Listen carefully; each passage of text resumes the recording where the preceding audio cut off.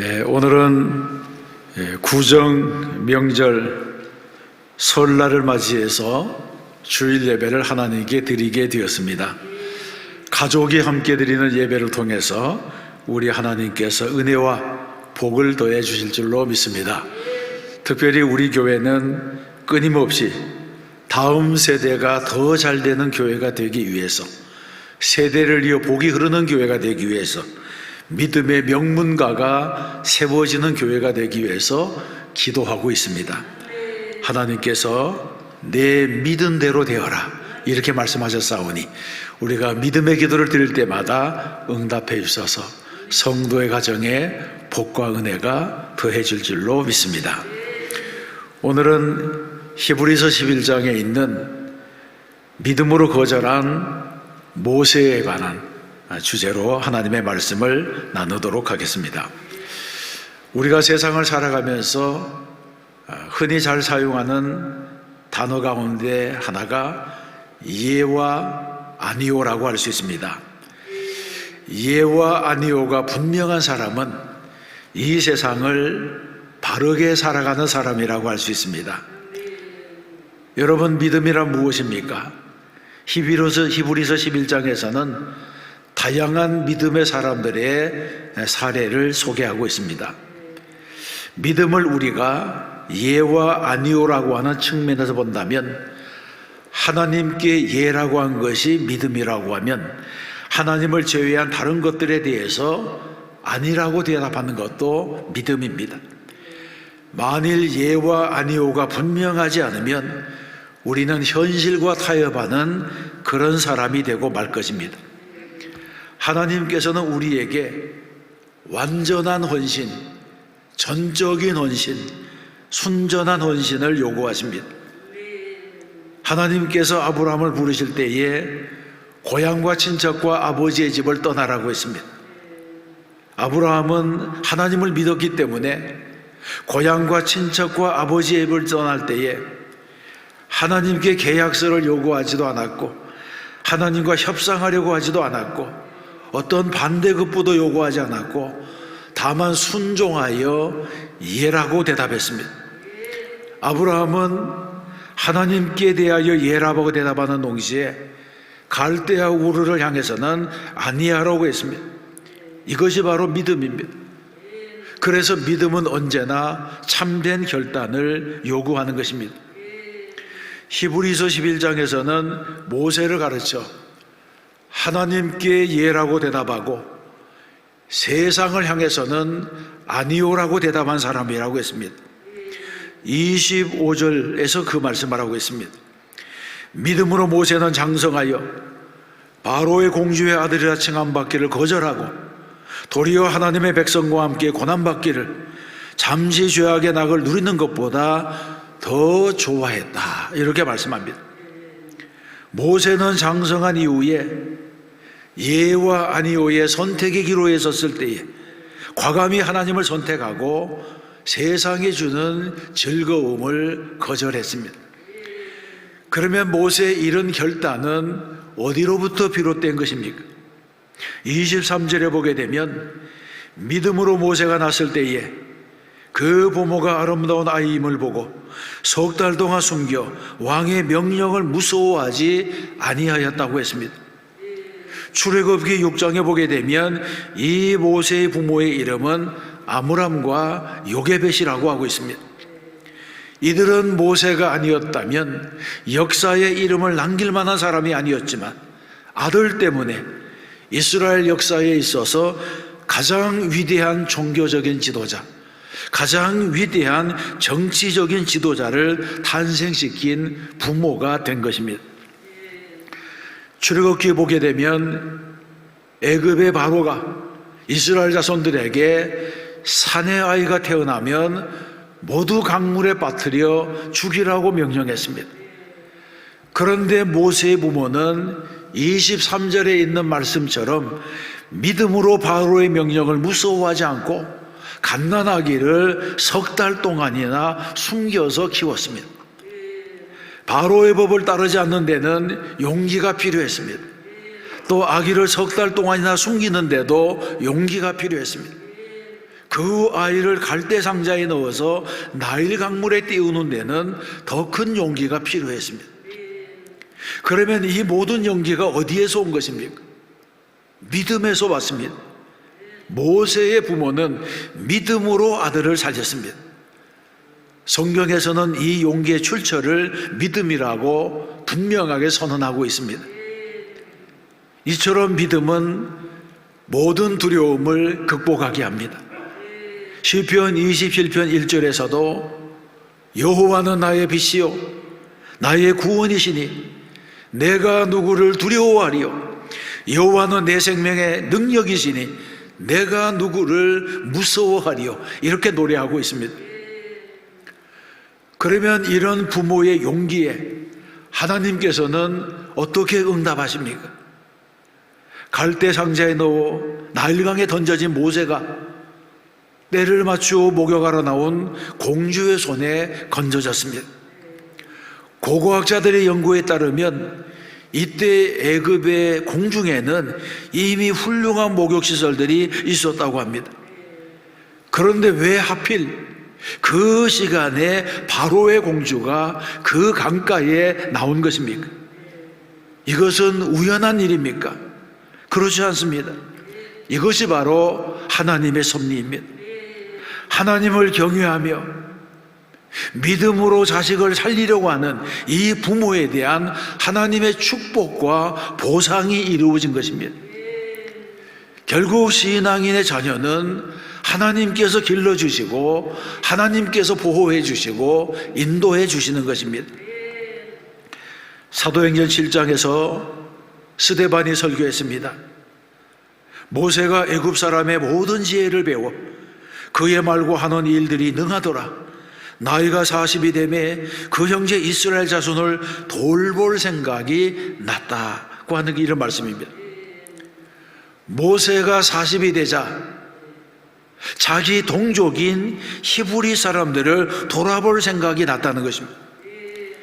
이 생각을 누가 준 것입니까? 물론 이 생각은 하나님께서 주신 생각이지만 한편으로는 부모의 신앙 교육 때문입니다. 젖먹던 시절 그 어머니 요게벳이 모세에게 끊임없이 가르쳐준 신앙 교육이 나이 40이 되자 자기 동족들을 생각할 마음이 일어나게 했다고 하는 것입니다. 구세군의 창시자였던 윌리엄 부스는 우리는 마귀보다 먼저 손을 써야 한다. 마귀가 우리 자녀들에게 죄를 가르치기 전에 우리가 먼저 하나님을 가르쳐야 된다, 이렇게 말했습니다. 성경에서도 말씀합니다. 마땅히 행할 길을 아이에게 가르치라. 그리하면 늙어도 그것을 떠나지 아니하리라 말씀합니다. 그렇습니다. 부모가 자녀들에게 남길 수 있는 최대의 유산은 신앙입니다. 믿음은 유전이 되는 것이 아니지만 부모의 신앙은 서서히 자녀들에게 스며들게 됩니다. 모세가 위대한 믿음의 사람이 된 것은 담대하게 하나님을 믿었던 그 부모의 믿음에서 시작되었습니다. 유년 시절의 경험이 그를 장차 위대한 민족의 지도자로 준비시킨 것입니다. 세대를 이어서 이어진 신앙의 본이 되었습니다. 그러면 이런 모세의 신앙, 모세의 믿음은 어떠했습니까? 출애굽기 33장에 보게 되면 사람이 자기의 친구가 이야기한 같이 여호와께서는 모세와 대면하여 말씀하셨다고 했습니다. 하나님께서 모세에게 말씀하실 때에 마치 다정한 친구가 서로 허물없이 대하듯이 했다고 하는 기록입니다. 이때는 물론 모세가 7호 출애굽의 지도자가 되었을 때입니다. 그러나 이 모세를 하나님이 들어 쓰시고자 했을 때에 모세는 이미 믿음의 장부가 되어 있었던 것입니다. 오늘의 본문에서는 모세의 믿음을 세 가지 동사로 표현하고 있습니다. 24절에 거절하고, 25절에 더 좋아하고, 26절에 여겼다고 하는 말씀입니다. 이 말씀을 차례로 살펴보겠습니다. 첫째로 모세의 신앙은 거절하는 신앙이었습니다. 24절입니다. 믿음으로 모세는 장성하여 바로의 공주의 아들이라 칭함받기를 거절하고, 여러분, 이 말씀은 모세의 결단을 보여주고 있습니다. 아니요라고 말하는 신앙입니다.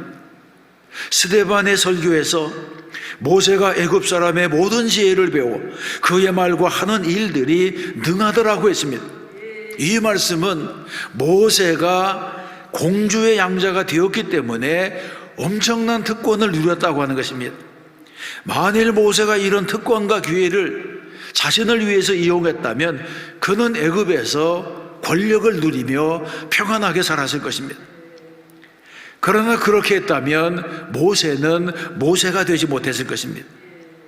하나님의 계획은 모세를 애굽의 권력자가 되거나 애굽의 학자로 만들려는 것이 아니었습니다. 하나님께서 모세를 하나님의 사람으로 만드시고 마침내 출애굽의 지도자로 사용하시기를 원했습니다. 그래서 모세에게 일어난 모든 사건은 하나님의 목적을 위하여 준비된 일들이었습니다. 그러므로 모세가 바로의 공주의 아들이라 칭함받기를 거절했다고 하는 이 사실은 하나님께서 자신에게 주신 사명에 대한 자각이 있었다고 하는 것을 의미합니다. 여러분, 모세가 세상에 주는 특권을 거부하고 하나님의 일을 하고자 했을 때에 주변에서 어떤 일이 일어났겠습니까? 틀림없이 궁정에 그냥 남아있으라고 하는 압력이 있었을 것입니다. 바로의 딸이 그의 목숨을 구해주었는데 그 은혜를 저버리는 것은 쉬운 일이 아닙니다. 오히려 애굽에 남아서 종살이하는 동족들을 돕는 것이 더 값진 일이라고 설득하기도 했을 것입니다. 그러나 그럼에도 불구하고 모세는 공주의 아들이라 칭함받기를 거절하고 애굽을 떠났습니다.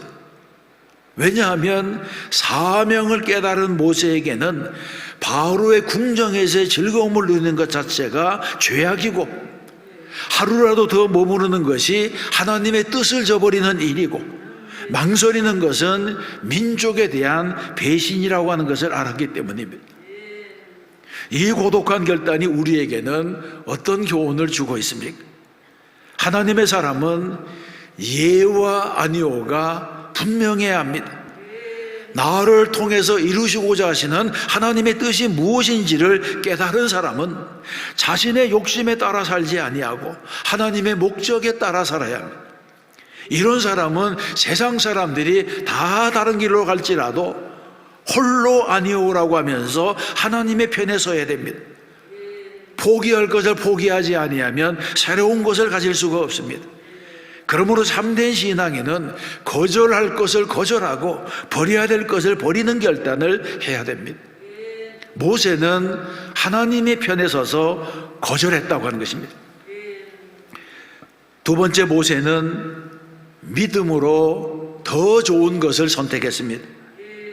25절에 보게 되면 도리어 하나님의 백성과 함께 고난받기를 잠시 죄악의 낙을 누리는 것보다 더 좋아했다고 말씀합니다. 믿음의 사람은 좋은 것을 선택해야 됩니다.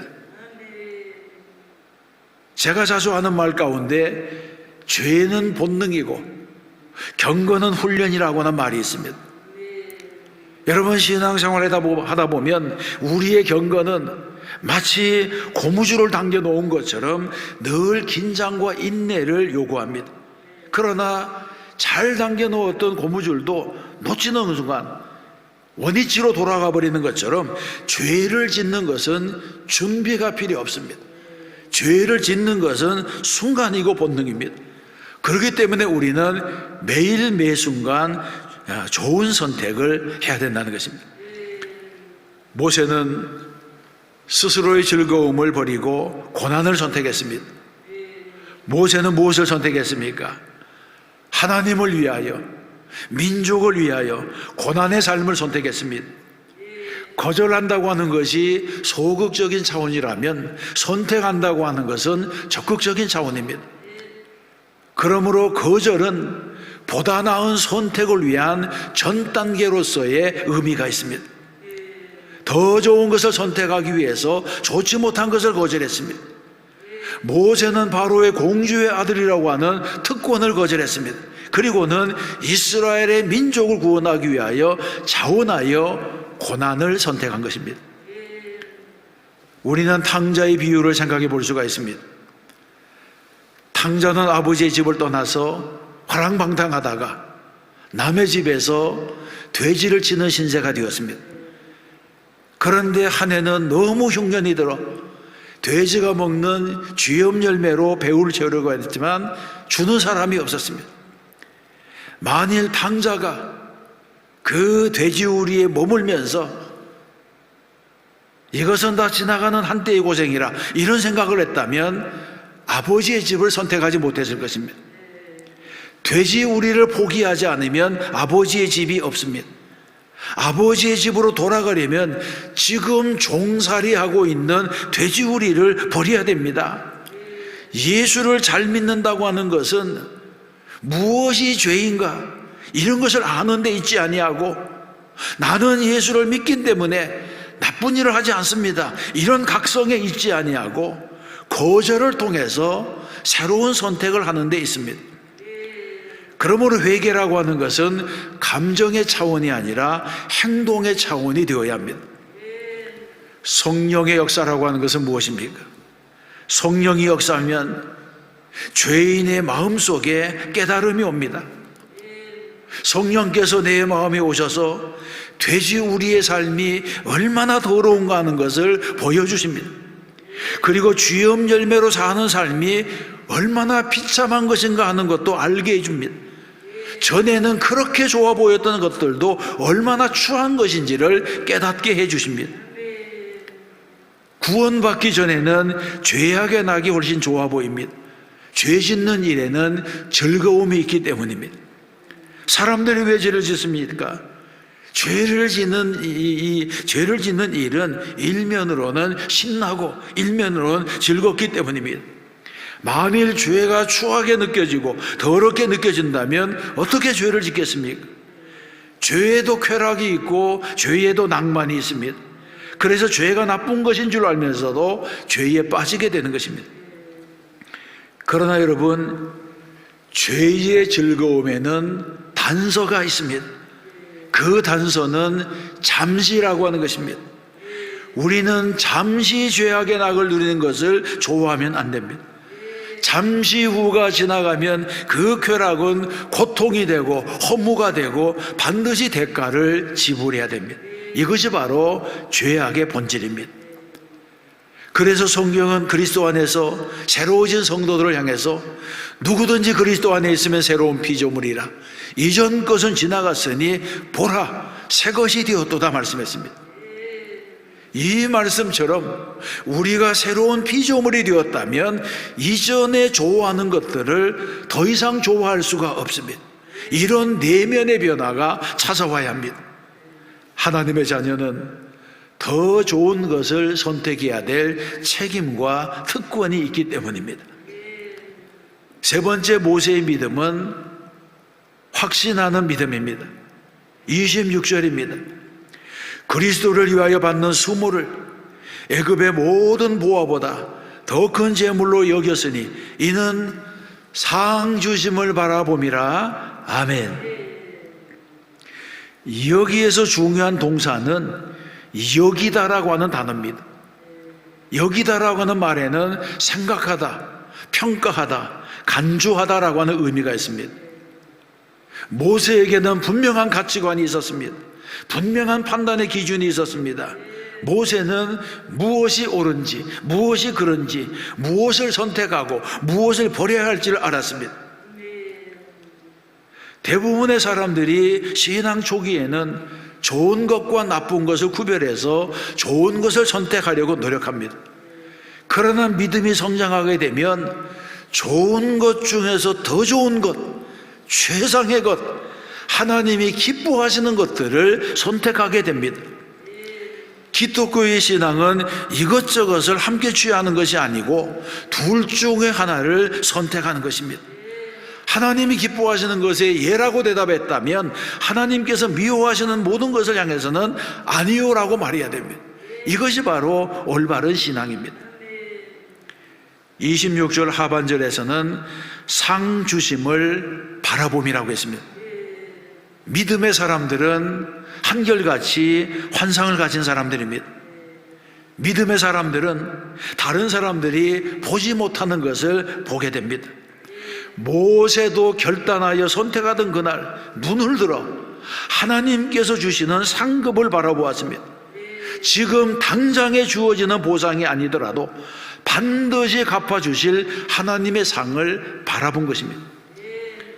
바울도 수많은 고난 가운데 굴복하지 아니하고 복음을 증거하면서 로마서 8장에서 이렇게 말합니다. 생각하건대 현재의 고난은 장차 우리에게 나타날 영광과 비교할 수 없도다. 아멘. 이런 믿음이 바울 안에 있었기 때문에 바울은 어떤 고난이라도 이겨냈습니다. 인간은 조각가인 동시에 대리석이라고 하는 말이 있습니다. 인간이라고 하는 존재는 스스로 추구하는 가치와 믿음으로 자신을 조각해가는 존재라는 것입니다. 세월이 많이 지나가는 이후에 그 조각에 윤곽이 드러나게 되면 자신이 살아온 인생을 반추해 주게 됩니다. 거기에는 속일 수 없는 과거가 있습니다. 그래서 우리는 하루하루 자신을 다듬고 자신을 연마해서 정말 훌륭한 작품이 되도록 노력해야 된다는 것입니다. 사랑하는 성도 여러분, 어지러운 세상, 죄로 물든 세상에서 어떻게 믿음으로 승리하며 살겠습니까? 우리는 예와 아니오를 분명히 해야 됩니다. 하나님에 대하여 예라고 대답했다면 하나님께서 미워하시는 것들에게는 단호히 아니라고 대답해야 됩니다. 그리고 매일 매순간 선택하고 결단할 때마다 버릴 것은 버리고 택할 것은 택하는 지혜로운 선택을 해야 됩니다. 내가 좋아하는 선택이 아니라 하나님이 원하시는 선택을 우리가 해야 됩니다. 초대교회 성도들은 박해 현장에서 순교의 위협 아래서 히브리서를 읽었습니다. 그리고 많은 사람들이 믿음 때문에 순교의 피를 흘리면서 사라져갔습니다. 무엇이 그토록 소중한 자기의 생명을 버리고 예수 그리스도의 복음과 자신을 바꾸게 한 것입니까? 그것은 상 주시는 분이 있다고 하는 것을 믿었기 때문입니다. 그러므로 우리는 언제나 믿음으로 예와 아니오를 선택하는 사람이 되어야 됩니다. 그리하면 하나님께서 놀라운 상급으로 갚아주실 줄로 믿습니다. 우리는 또 한 주간 믿음으로 승리하여 하나님께 영광이 되어야 할 줄로 믿습니다. 하나님께서 믿음의 가정에 복을 주셔서 자손들이 잘 되게 하시고 그것이 하나님께 영광이 되게 하시고 부모에게는 상급과 면류관이 되게 하실 줄로 믿습니다. 반드시 우리 교회는 다음 세대가 더 잘 되고 세대를 이어 복이 흐르고 믿음의 명분가가 세워지는 복된 가정이 가득하게 되는 그런 교회가 될 줄로 믿습니다.